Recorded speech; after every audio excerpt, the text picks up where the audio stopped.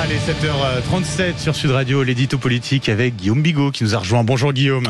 Bonjour Benjamin, bonjour à tous. Bon, un sujet un peu plus lourd, une information en tout cas qui fait beaucoup de bruit. Guillaume, c'est l'Iran qui a été choisi pour présider le forum social du Conseil des droits de l'homme pour l'année 2023. C'est un scandale.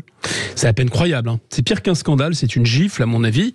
C'est une gifle aux 582 Iraniennes et Iraniens qui ont été pendus par la République islamique en 2022.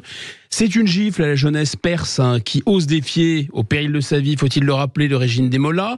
C'est une gifle aux parents de Masha Amini, cette jeune Iranienne battue à mort le 13 septembre 2022 car elle avait mal caché ses cheveux. C'est une gifle à Narges Mohammadi, la nouvelle prix Nobel de la paix qui a fini par faire sortir une lettre de sa prison pour assurer que la victoire ne sera pas facile, mais qu'elle était certaine. Une chose est sûre, Benjamin, la victoire du peuple iranien sur ces tyrans, ça ne sera pas celle des Nations Unies. Qui est le responsable justement de ce scandale ? D'abord, le président du Conseil des droits de l'homme des Nations Unies, l'ambassadeur tchèque Václav Balek, le bien nommé. Je pense que pour ce diplomate au nom de famille prédestiné, le choix de ses boutons de manchette doit davantage le préoccuper le matin que le sort de bébés jetés vivants dans les fours par le Hamas. Vous savez, le Hamas, cette sympathique ONG qui est sponsorisée et sans doute entraînée par l'Iran. Ensuite, les autres pays membres qui se prêtent à cette triste mascarade. Le Forum social des droits de l'homme cette année va examiner comment les nouvelles technologies peuvent contribuer à renforcer les droits de l'homme.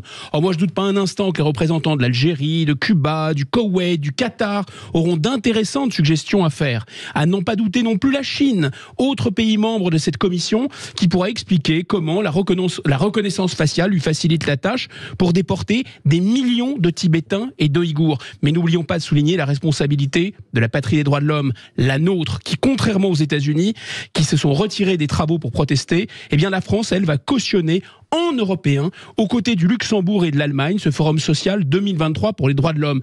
Mais bon, comme dirait Orwell, la guerre, c'est la paix. La République islamique d'Iran, ce sont les droits de l'homme. Et l'Union européenne, c'est l'avenir. Qu'est-ce que cela nous dit, Guillaume, des Nations Unies ?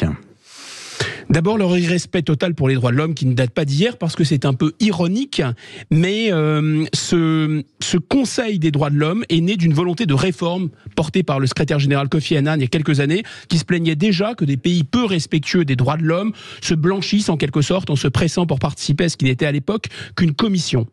Ensuite, la dérive bureaucratique de ce que l'ancien ambassadeur de France aux Nations Unies, Alain de Jamais, notre ambassadeur, considéré comme un pays étrange.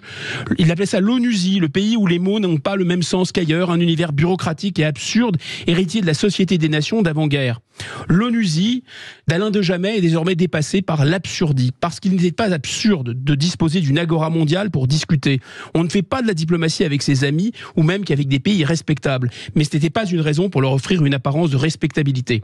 Surtout lorsque la pierre de touche des Nations Unies, de la Charte des Nations Unies, c'est-à-dire le respect de l'intégrité des frontières, des États membres, ont été piétinée ou détruite par les États-Unis en Irak et par la Russie en Ukraine. Les deux puissances censées être les architectes et les garants de la Charte des Nations Unies. Les Nations Unies ne valent pas plus aujourd'hui que la SDN parce que la paix ne vaut pas plus aujourd'hui que dans les années 30. Voilà qui est dit. Merci beaucoup, Guillaume Bigot.